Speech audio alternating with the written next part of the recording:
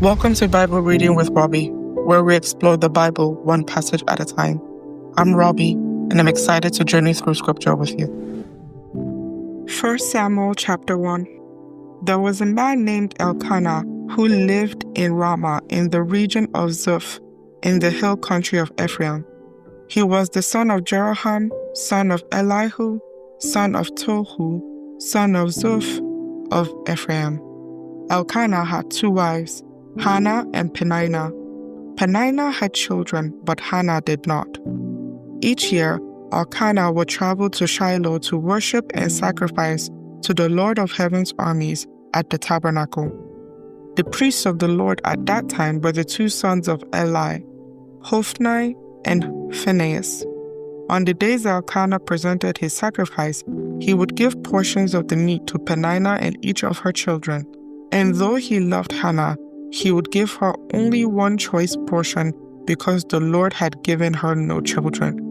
So Peninnah would taunt Hannah and make fun of her because the Lord had kept her from having children. Year after year, it was the same. Peninnah would taunt Hannah as they went to the tabernacle. Each time, Hannah would be reduced to tears and would not eat. "Why are you crying, Hannah?" Elkanah would ask. "Why aren't you eating? Why be downhearted just because you have no children? You have me. Isn't that better than having 10 sons?" Once after a sacrificial meal at Shiloh, Hannah got up and went to pray. Eli the priest was sitting at his customary place beside the entrance of the tabernacle. Hannah was in deep anguish, crying bitterly as she prayed to the Lord, and she made this vow: "O Lord of Heaven's armies, if you will look upon my sorrow and answer my prayer and give me a son, then I will give him back to you.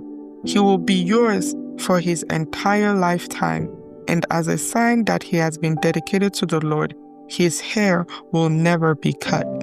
As she was praying to the Lord, Eli watched her. Seeing her lips moving but hearing no sound, he thought she had been drinking. "Must you come here drunk?" he demanded. "Throw away your wine." "Oh no, sir," she replied. "I haven't been drinking wine or anything stronger, but I am very discouraged, and I was pouring out my heart to the Lord. Don't think I am a wicked woman, for I have been praying out of great anguish and sorrow." "In that case," Eli said, "go in peace. May the God of Israel grant the request you have asked of him." "Oh, thank you, sir," she exclaimed. Then she went back and began to eat again, and she was no longer sad. The entire family got up early the next morning and went to worship the Lord once more. Then they returned home to Ramah. When Elkanah slept with Hannah, the Lord remembered her plea, and in due time she gave birth to a son. She named him Samuel, for she said, "I asked the Lord for him." The next year, Elkanah and his family went on their annual trip to offer a sacrifice to the Lord and to keep his vow. But Hannah did not go.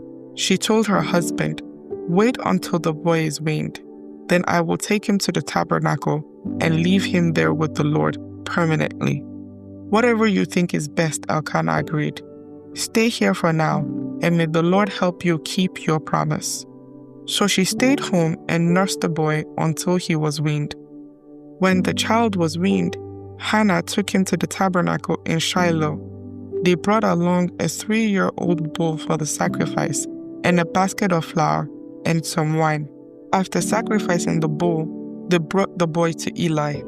"Sir, do you remember me?" Hannah asked. "I am the very woman who stood here several years ago praying to the Lord.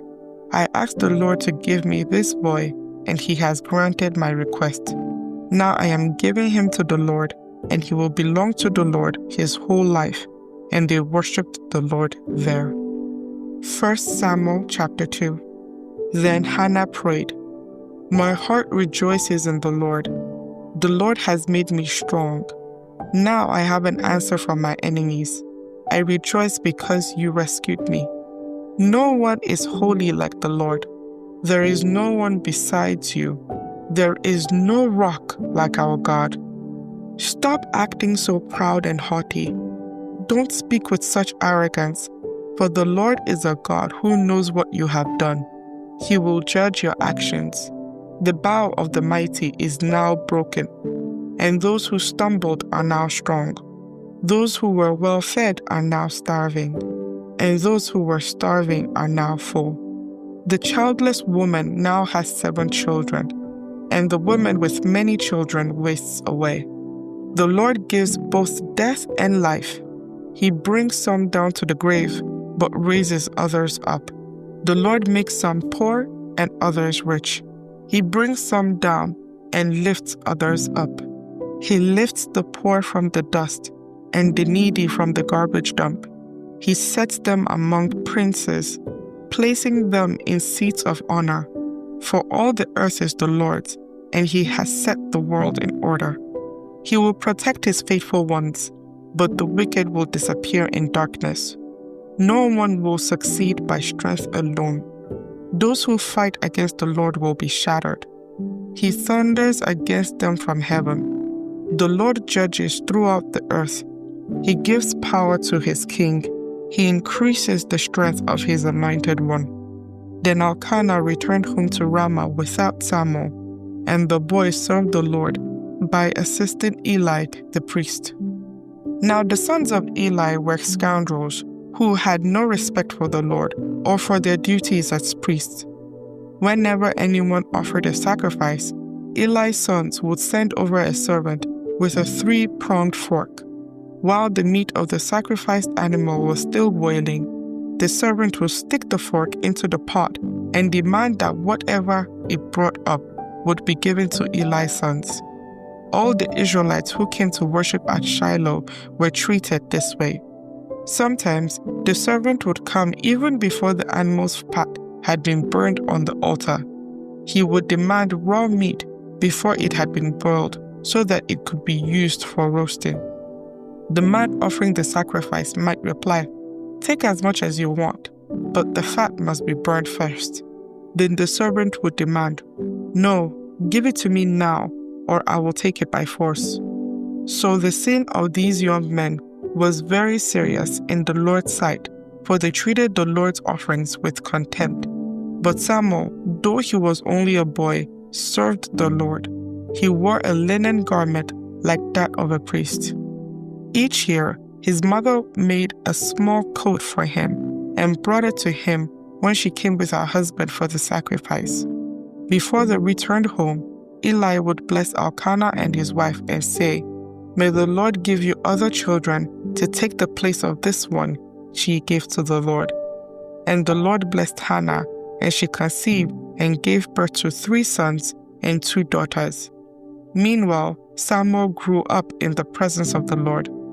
Now Eli was very old, but he was aware of what his sons were doing to the people of Israel. He knew, for instance, that his sons were seducing the young women who assisted at the entrance of the tabernacle. Eli said to them, "I have been hearing reports from all the people about the wicked things you are doing. Why do you keep sinning? You must stop, my sons. The reports I hear among the Lord's people are not good. If someone sins against another person, God can mediate for the guilty party. But if someone sins against the Lord, who can intercede?" But Eli's sons wouldn't listen to their father, for the Lord was already planning to put them to death. Meanwhile, the boy Samuel grew taller and grew in favor with the Lord and with the people. One day, a man of God came to Eli and gave him this message from the Lord: "I revealed myself to your ancestors when they were Pharaoh's slaves in Egypt. I chose your ancestor Aaron from among all the tribes of Israel to be my priest, to offer sacrifices on my altar, to burn incense, and to wear the priestly vest as he served me. And I assigned the sacrificial offerings to you priests. So why do you scorn my sacrifices and offerings? Why do you give your sons more honor than you give me? For you and they have become fat from the best offerings of my people Israel. Therefore, the Lord, the God of Israel says, I promise that your branch of the tribe of Levi would always be my priest, but I will honor those who honor me, and I will despise those who think lightly of me. The time is coming when I will put an end to your family, so it will no longer serve as my priests. All the members of your family will die before their time. None will reach old age. You will watch with envy as I pour out prosperity on the people of Israel, but no members of your family will ever live out their days. The few not cut off from serving at my altar will survive, but only so their eyes can go blind and their hearts break, and their children will die a violent death. And to prove that what I have said will come true, I will cause your 2 sons, Ophni and Phinehas, to die on the same day. Then I will raise a faithful priest who will serve me and do what I desire. I will establish his family, and they will be priests to my anointed kings forever. Then all of your surviving family will bow before him, begging for money and food. Please, they will say, give us jobs among the priests so we will have enough to eat. 1 Samuel chapter 3. Meanwhile, the boy Samuel served the Lord by assisting Eli. Now in those days, messages from the Lord were very rare, and visions were quite uncommon. One night, Eli, who was almost blind by now, had gone to bed. The lamp of God had not yet gone out, and Samuel was sleeping in the tabernacle near the ark of God. Suddenly, the Lord called out, "Samuel." "Yes," Samuel replied. "What is it?" He got up and ran to Eli. "Here I am. Did you call me?" "I didn't call you," Eli replied. "Go back to bed." So he did. Then the Lord called out again, "Samuel." Again, Samuel got up and went to Eli. "Here I am. Did you call me?" "I didn't call you, my son," Eli said. "Go back to bed." Samuel did not yet know the Lord because he had never had a message from the Lord before. So the Lord called a 3rd time, and once more Samuel got up and went to Eli. "Here I am. Did you call me?" Then Eli realized it was the Lord who was calling the boy. So he said to Samuel, "Go and lie down again, and if someone calls again, say, 'Speak, Lord, your servant is listening.'" So Samuel went back to bed, and the Lord came and called as before, "Samuel, Samuel." And Samuel replied, "Speak, your servant is listening." Then the Lord said to Samuel, "I am about to do a shocking thing in Israel. I am going to carry out all my threats against Eli and his family from beginning to end. I have warned him that judgment is coming upon his family forever because his sons are blaspheming God and he hasn't disciplined them. So I have vowed that the sins of Eli and his sons will never be forgiven by sacrifices or offerings." Samuel stayed in bed until morning, then got up and opened the doors of the tabernacle as usual. He was afraid to tell Eli what the Lord had said to him, but Eli called out to him, "Samuel, my son." "Here I am," Samuel replied. "What did the Lord say to you?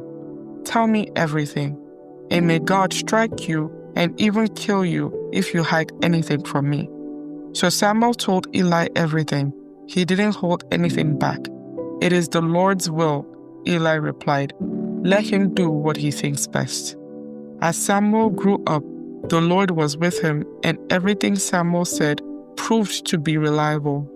And all Israel, from Dan in the north to Beersheba in the south, knew that Samuel was confirmed as a prophet of the Lord. The Lord continued to appear at Shiloh and gave messages to Samuel there at the tabernacle. 1 Samuel chapter 4. And Samuel's words went out to all the people of Israel. At that time, Israel was at war with the Philistines. The Israelite army was camped near Ebenezer, and the Philistines were at Aphek. The Philistines attacked and defeated the army of Israel, killing 4,000 men. After the battle was over, the troops retreated to their camp, and the elders of Israel asked, "Why did the Lord allow us to be defeated by the Philistines?" Then they said, "Let's bring the ark of the covenant of the Lord from Shiloh. If we carry it into battle with us, it will save us from our enemies." So they sent men to Shiloh to bring the ark of the covenant of the Lord of heaven's armies, who is enthroned between the cherubim. Hophni and Phinehas, the sons of Eli, were also there with the ark of the covenant of God. When all the Israelites saw the ark of the covenant of the Lord coming into the camp, their shout of joy was so loud it made the ground shake. "What's going on?" the Philistines asked. "What's all that shouting about in the Hebrew camp?" When they were told it was because the ark of the Lord had arrived, they panicked. "The gods have come into their camp," they cried. "This is a disaster. We have never had to face anything like this before. Help! Who can save us from these mighty gods of Israel?" They are the same gods who destroyed the Egyptians with plagues when Israel was in the wilderness. Fight as never before, Philistines. If you don't, we will become the Hebrew slaves, just as they have been ours. Stand up like men and fight. So the Philistines fought desperately, and Israel was defeated again. The slaughter was great. 30,000 Israelite soldiers died that day. The survivors turned and fled to their tents. The ark of God was captured, and Hophni and Phinehas, the two sons of Eli, were killed.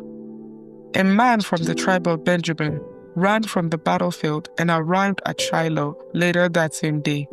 He had torn his clothes and put dust on his head to show his grief. Eli was waiting beside the road to hear the news of the battle, for his heart trembled for the safety of the ark of God. When the messenger arrived and told what had happened, an outcry resounded throughout the town. "What is all the noise about?" Eli asked. The messenger rushed over to Eli, who was 98 years old and blind. He said to Eli, "I have just come from the battlefield. I was there this very day." "What happened, my son?" Eli demanded. "Israel has been defeated by the Philistines." The messenger replied, "The people have been slaughtered, and your two sons, Hophni and Phinehas, were also killed, and the ark of God has been captured." When the messenger mentioned what had happened to the ark of God, Eli fell backward from his seat beside the gate. He broke his neck and died, for he was old and overweight. He had been Israel's judge for 40 years. Eli's daughter-in-law, the wife of Phinehas, was pregnant and near her time of delivery. When she heard that the ark of God had been captured and that her father-in-law and husband were dead, she went into labor and gave birth. She died in childbirth, but before she passed away, the midwives tried to encourage her. "Don't be afraid," they said. "You have a baby boy." But she did not answer or pay attention to them.